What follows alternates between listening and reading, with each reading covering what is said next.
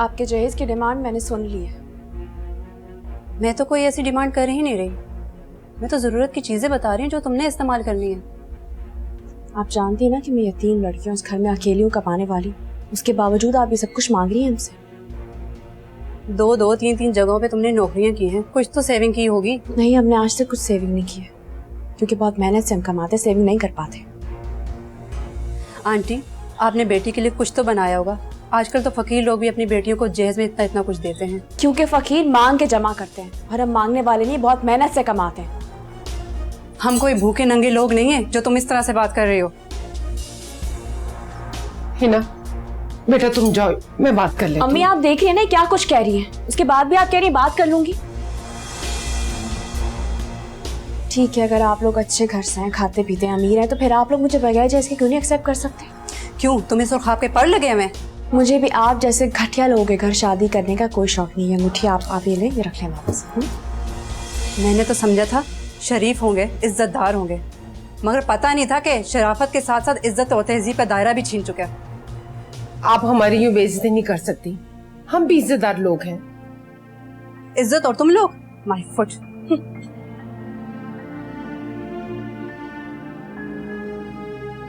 मैं भी आती हूँ।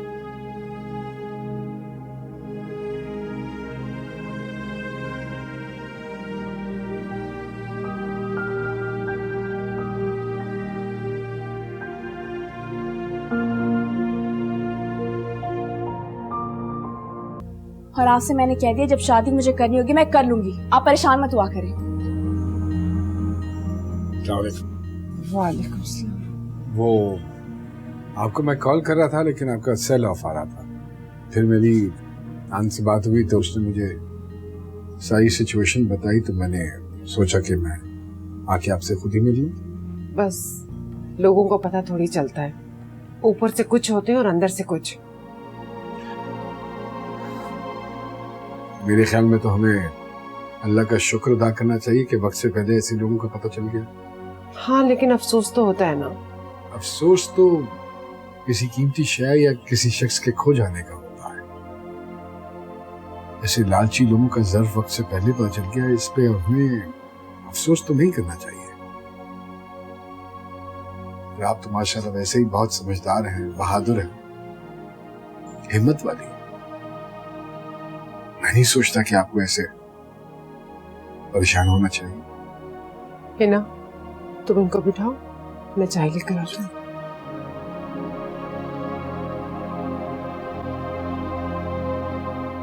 देखिए मैं आपको बहुत समझदार समझता था।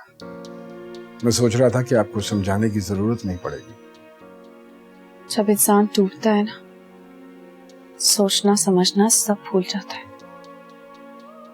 किस बात का आपको ज्यादा अफसोस है, इस रिश्ते के टूटने का या फिर लोगों के खुद गर्ज होने का? किसी को किसी की तकलीफों से, दर्द से कोई फर्क ही नहीं पड़ता। लोगों को छोड़िए, दुनिया की परवाह मत कीजिए। आजकल तो अपनों का खून सफेद है। कोई भी मेरे घर वालों को और मेरे घर वालों की तकलीफों को समझने के लिए तैयार ही नहीं है। क्यों समझेगा कोई? बताइए, क्यों समझेगा कोई? आप तो मेरी फैमिली की प्रॉब्लम्स को समझते हैं ना। बड़ी अच्छी तरह से। तो क्या आप सपोर्ट करेंगे हमें? मतलब? क्या आप मुझसे शादी करेंगे?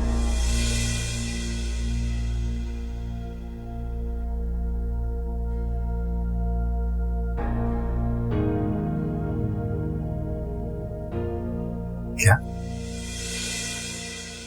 पता नहीं मेरी बच्ची की कब किस्मत खुलेगी। आजमाइश के खत्म होने का नाम ही नहीं ले रही है। इतनी मेहनत करती है, कोई सिला नहीं मिलता, कोई रिश्ता नहीं ढंग का मिल रहा हिना के लिए। लेकिन अम्मी, बाबर भाई और इस रिश्ते से हिना आपी ने खुद इनकार किया है। किस्मत में होता तो हो जाता ना रिश्ता बेटा। अम्मी आप मायूस मत हो।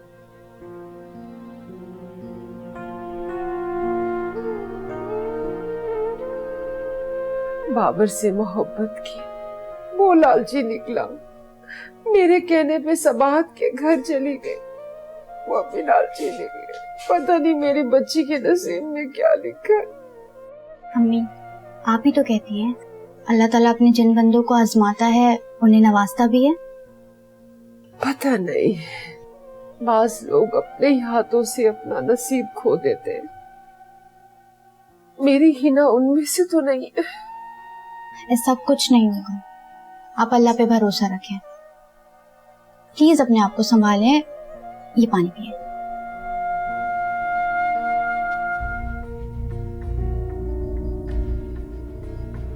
देखिए, आप में और मुझ में एक बड़ा वाज़ेह फर्क है, आप जानती हैं ना। इस पर तो मुझे एतराज होना चाहिए, आपको नहीं। लेकिन मुझे एतराज है।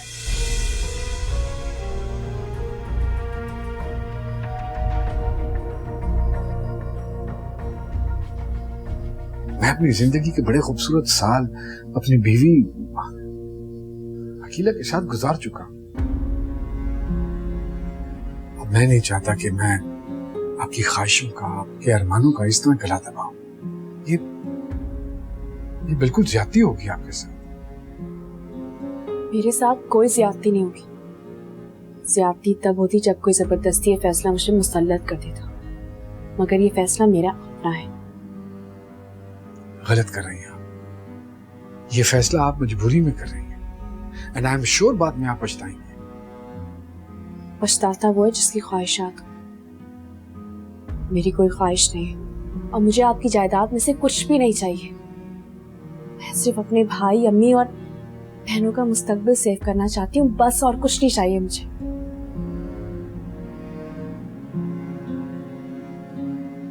देखिए, अगर मसला सिर्फ सपोर्ट का है तो वो बगैर किसी ताल्लुक के भी की जा सकती है। किस नाते से? इंसानियत के नाते से। और कल को जब लोग आपसे सवालात करेंगे तो आपकी इंसानियत मशकूक होकर रह जाएगी। और मुझे आपसे सपोर्ट किसी हमदर्दी या भीख में नहीं चाहिए। तो फिर मैं इसे अपना हक महज समझ लूंगी।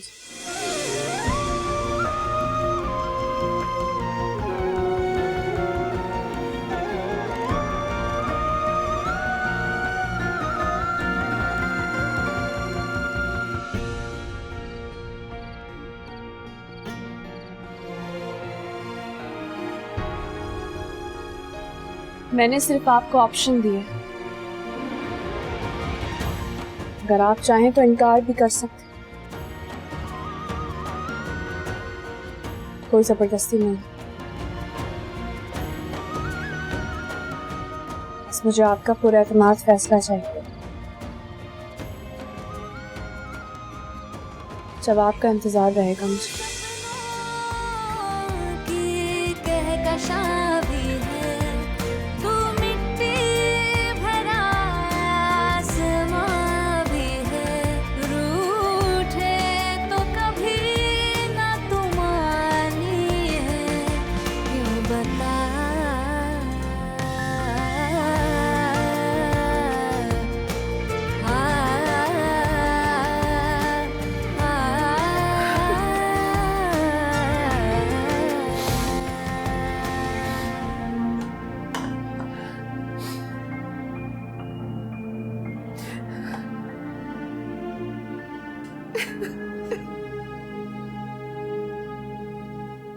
क्या आपके रोने से मेरा नसीब बदल जाएगा अम्मी?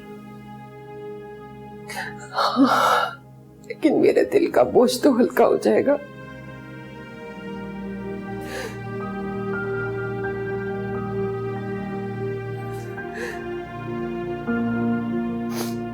दिल का बोझ हल्का रोने से नहीं, फैसला करने से होगा। क्या मतलब? मैंने एक फैसला कर लिया है। कैसा फैसला?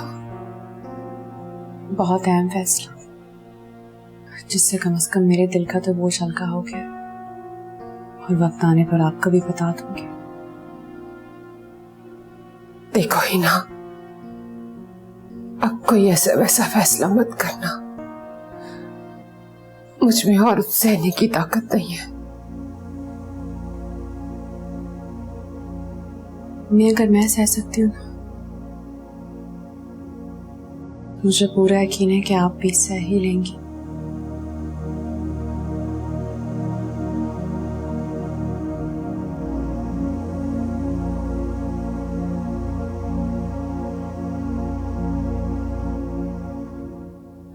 थोड़ा सा और है। Very nice, very good. Aima कितनी अच्छी बच्ची है ना? Good girl.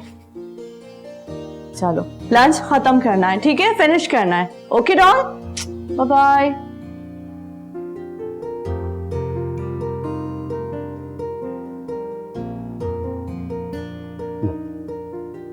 बच्ची का तो बहुत ख्याल रखती हो तुम, थोड़ा सा ख्याल उसके बाप का भी रख लिया करो। क्या मतलब? बाप का ख्याल कब नहीं रखा मैंने? आपके कपड़े, खाने, हर चीज का ख्याल तो रखती हूँ। हाँ वो तो तुम रखती हो, लेकिन एक हस्बैंड को अपनी बीवी से मुकम्मल सपोर्ट चाहिए होती है। कैसी सपोर्ट? एक्चुअली निम्रा, मुझे बिजनेस में थोड़ा सा लॉस हुआ है, तो मैं सोच रहा था कि अगर आपका इशारा डैड की तरफ है तो मैं उनसे पैसे नहीं मांगूंगी और ना ही आपको मांगने दो। क्या समझा वो तुमने मुझको? हमारा ब्लडी बेगर? आप क्या हैं ये सब जानते हैं। अच्छा, अगर इतना ही बुरा हूं मैं तो क्यों रह रही हूं मेरे साथ? छोड़ क्यों नहीं देती मुझे?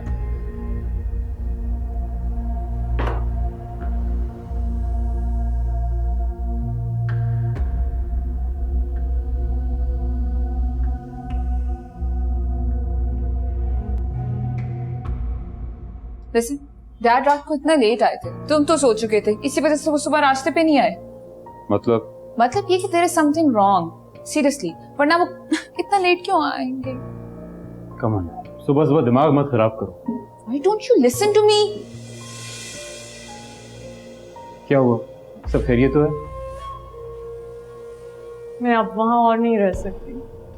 किस बात पे झगड़ा हुआ? तुम तो जानते हो वो कैसा इंसान, उसकी डिमांड्स कभी खत्म नहीं होंगी। मेरे होते हुए तुम्हें परेशान होने की जरूरत नहीं है। Dad, please don't make me go there. Please. कहीं जाने की जरूरत नहीं तुम्हें, ये घर है तुम्हारा अपना, जब तक जी चाहो यहां रहो। बस मैं हूं ना अभी जिंदा, बस चुप कर जाओ।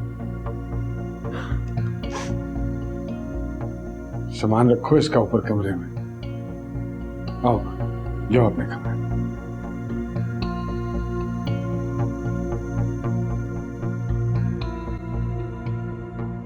बहुत दिनों के बाद आपका चक्कर लगा। अरे बहन, ये जो घुटना है ना, घुटने के दर्द तो घर से निकलने ही नहीं देते। अस्सलाम वालेकुम, कैसी हैं? वालेकुम अस्सलाम बेटा, मैं ठीक हूँ। और सुनाओ, सुना है तुम्हारी जॉब अच्छी हो गई है और तुम बहुत बड़ी बड़ी गाड़ियों में आती जाती हो भाई। मतलब? अरे मतलब क्या, पूरे मोहल्ले में ये बात फैली हुई है कि तुम बड़ी बड़ी गाड़ियों में आती जाती हो। अरे नहीं बहन, उस दिन रात बहुत हो गई थी तो ऑफिस वालों की गाड़ी छोड़कर गई थी। अच्छा अच्छा, आई छोड़ो भी, लोगों का क्या है, बस बातें बनाना जानते हैं। बेटा इनके लिए चाय बना दो, चाय पिए बगैर थोड़ी जाएंगी।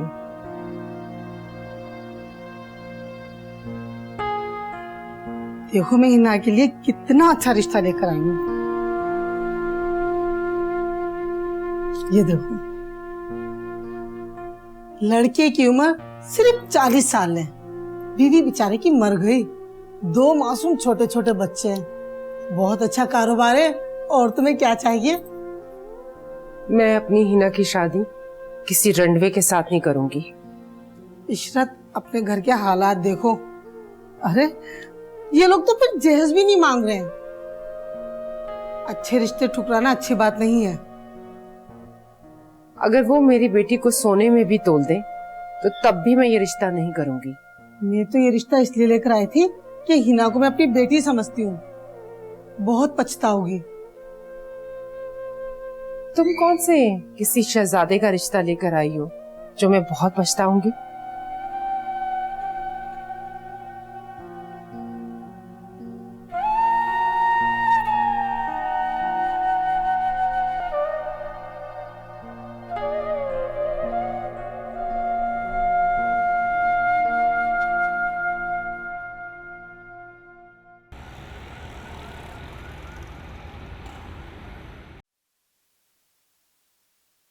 अस्सलाम वालेकुम।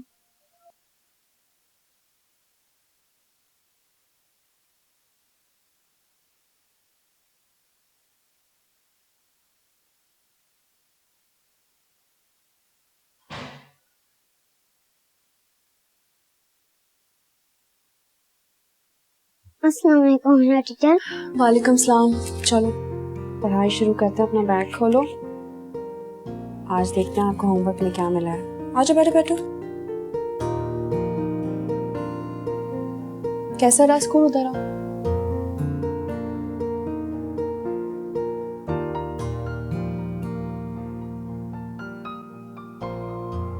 हाय। अस्सलाम वालेकुम। उर्दू का रिजल्ट देखा आपने इसका? काफी अच्छा है। 3-4 नंबर आए राइटिंग में, 5-6 नंबर आए थे डिक्टेशन में और आई थिंक 4 नंबर आए थे इसके रीडिंग में। आई वंडर बहुत अच्छा रिजल्ट लाए आप इसका। ये क्या किया है आपने? ये सब वही है जो आपने उसको पढ़ाया ना? नहीं, मगर मेरे सामने बहुत अच्छी पढ़ाई करता है, ये देखें। वेल ठीक पढ़ता तो इतने मार्क्स तो ना आते, और इसकी वजह से आज मुझे अपने ऑफिस से भी छुट्टी करनी पड़ी है, थैंक्स टू यू। नहीं, मुझे खुद यकीन नहीं आ रहा कि इसने इतने कम मार्क्स कैसे ले लिए। ये तो अच्छा पढ़ता है। काइंडली आप अपनी नालायकी का इल्जाम मेरी बेटी पर मत लगाइए। कम हियर, इधर आओ। I just wanted to tell you that कल से आप ना आइएगा, तो मैं आपकी पेट दलवा देती हूँ। आप जाइए यहाँ से। नहीं नहीं, आप मुझे एक मौका दें, ये ठीक हो जाएगा इस तरह। Sorry, kindly leave. मामा मैं हिना टीचर से पढ़ूंगा। इनफ, तुम्हारी आवाज ना आई मुझे। प्लीज।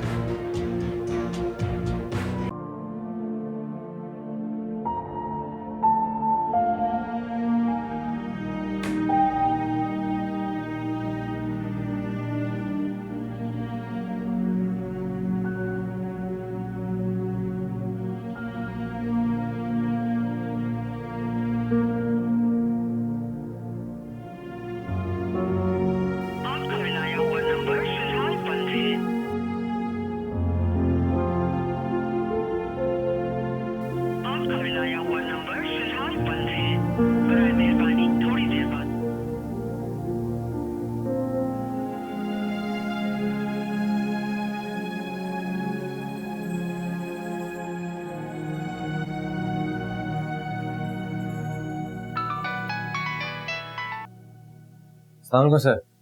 हाँ वालेकुम अस्सलाम। बेटा वो मैं हिना से बात करना चाह रहा था, उसका मोबाइल शायद ऑफ आ रहा है। वो सर जरा मसला हो गया एक।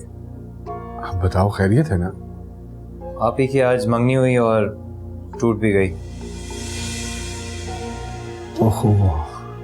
वो जहेज की वजह से कुछ मसला हो गया था। आप भी काफी रो रही हैं। ओहो, ये तो बड़ी बुरी खबर है। सर अगर आप आ जाते और आप ही को थोड़ा समझा देते तो। अच्छा चलो ठीक है, मैं आता हूँ, तुम फिक्र मत करो। चल ठीक है, थैंक यू।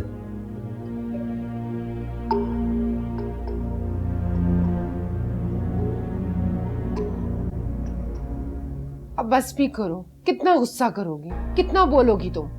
मैंने आपको पहले ही कहा था, मैं शादी करने की जरूरत नहीं है। अम्मी, हम लोग इस काबिल नहीं है अभी। मैंने तो यही सोचा था ना बेटा कि खाते पीते लोग हैं, ये कहाँ लालची होंगे। मुझे क्या पता था।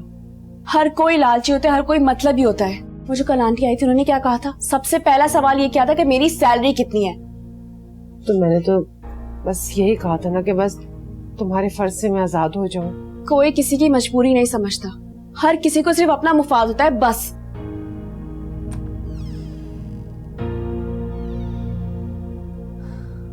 जाहिर है आपने बेटी के वो जहेज में कुछ ना कुछ तो देना होगा। मैं सोच रही हूँ कि वो चीजें दें जो हमारे घर में नहीं है।